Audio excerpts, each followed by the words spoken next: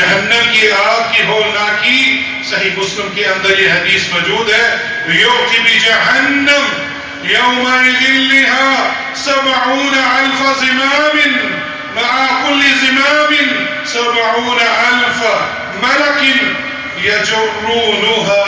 او كما قال صلی اللہ علیہ وسلم، اللہ کے رسول صلی اللہ علیہ وسلم فرمایا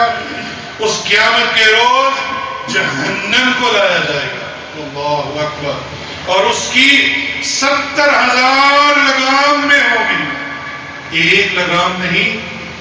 جہنم اتنی بڑی ہے کہ 70,000 لگامیں ہوں گی، ہر لگام کے ساتھ 70,000 فرشتے ہوں گے جو اسے کھینچ رہے ہوں گے۔ ہمارے اندر کیوں نہیں ڈر پیدا ہوتا؟